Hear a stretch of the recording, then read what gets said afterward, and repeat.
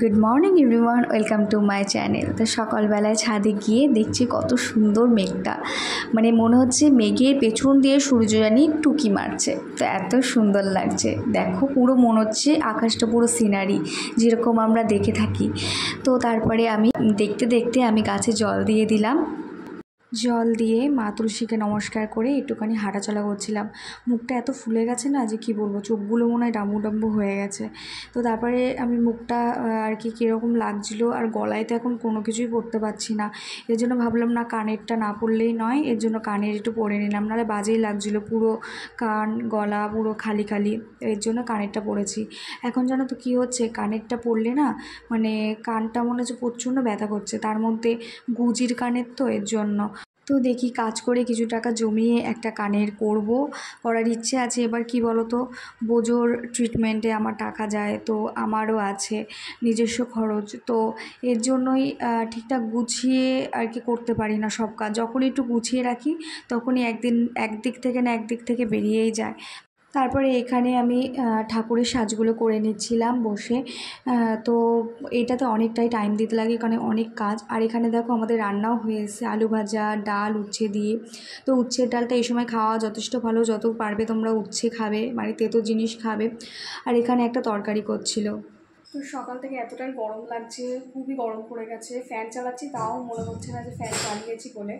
আর মা ওখানে রান্না করছে, আমি সকালে মুড়ি মিষ্টি খেয়েছি, তো সেটা আমি তোমাদের সঙ্গে শেয়ার করিনি।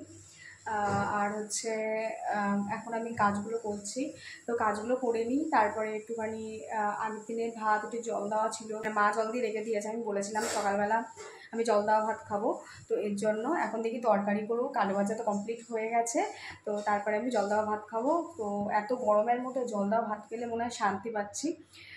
তো চলো, পরে যখন খাবো তখন আমার তোমার সঙ্গে শেয়ার করবো। তো এখানে আমি জল দেওয়া ভাত নিয়ে চলে এসেছি, মানে যাকে বলে বাঙালিদের ভাষায় পান্তা ভাত। তো এত সুন্দর লাগছিলো না, লঙ্কা নুন দিয়ে মেখে নিয়েছিলাম। আর এখানে আলু ভাজা আর একটু তরকারি নিয়ে নিয়েছি। তো তোমরা দেখলেই আমি ভাত খাচ্ছিলাম। তো ভাত খেয়ে এখন আমি ঘরে আসলাম, একটুখানি হাঁটলাম কিছুক্ষণ, হেঁটে এখন ওই কাজগুলোতে বসবো। তো একটুখানি মিষ্টি খেতেও ইচ্ছা করছে। তো যাই হোক, এখন আর মিষ্টি খাবো না, পরে মিষ্টি খাবো। দুপুরবেলা দিকে ঠান্ডা ঠান্ডা মিষ্টি বার করে খেয়ে নেবো ফ্রিজ থেকে।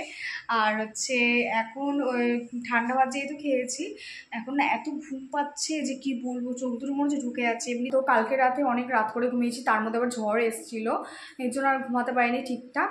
আর হচ্ছে এখন আমার এত ঘুম পাচ্ছে যে আমি আর তাকাতে পারছি না, মানে আমার লিটারেলি আমার চোখ দুটো জ্বলছে। তো যাই হোক, আর এখানে বোঝো হচ্ছে তার বল দিয়ে খেলছে।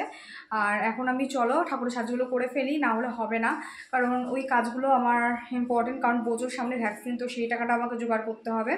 আর ফোনের ইএমআইটা চলছে।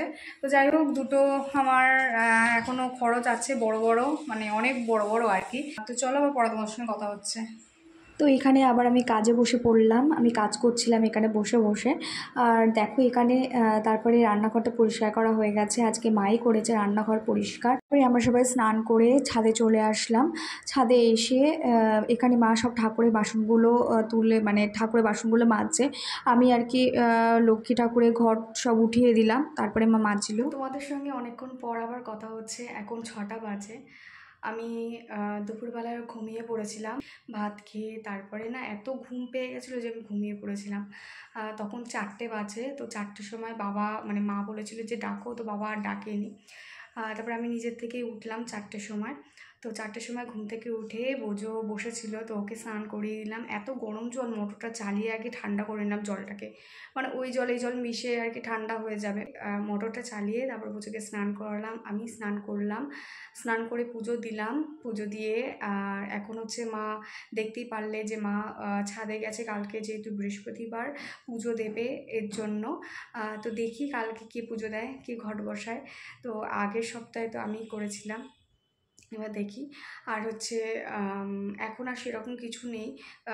তো এখন আমি কাজগুলো করব, কারণ দুপুরবেলা আমি করিনি, এতটা গরম লাগছিল, আর এমনিতেও খুবই ক্লান্ত লাগছিল এর জন্য।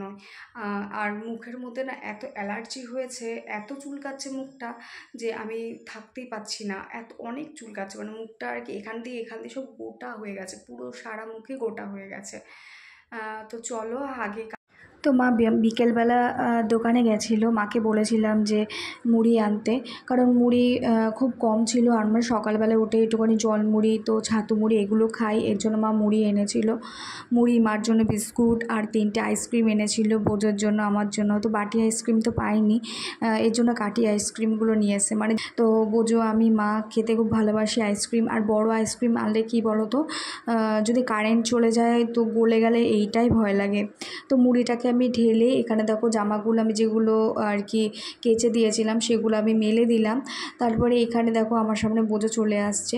তো এখানে আমি চুলটাকে আর কি শুকোচ্ছিলাম, কারণ চুল ভেজা থাকলে না একটু চুল দিয়ে গন্ধ বেরিয়ে যায়, এর জন্য। তো এর জন্য আমি চুলটাকে ভালো মতন আর কি শুকিয়ে নিচ্ছিলাম ফ্যানের সামনে বসে। আর চুল যে ছেড়ে রয়েছে এত গরম লাগছে যে কি বলবো, কারণ কিছু করার নেই, এবার চুলটা তো শুকোতেই হবে। তারপরে আমি এখানে দেখো ঠাকুরের সাজগুলো আবার করতে বসে গেছি। কি বলতো, আজকে আমি পড়ার সময়টুকুনিও পাইনি, আজকে সারাটা দিন কাজ করেছি যাতে আজকের মধ্যে জানি এই কাজ, মানে এই ঠাকুরের সাজগুলো নিয়ে দিয়ে দিতে পারি। তো তারপরে আমি কাজ টাজ কমপ্লিট করে একটুখানি ভাত খেয়ে আমি ছাদে চলে গেছিলাম একটুখানি হাঁটার জন্য। তো আজকে এইটুকু পর্যন্তই ভিডিওটা, প্লিজ লাইক, শেয়ার, কমেন্ট এবং সাবস্ক্রাইব করে দিও। তো নেক্সট ভিডিও পরের দিন আসছে। Good night.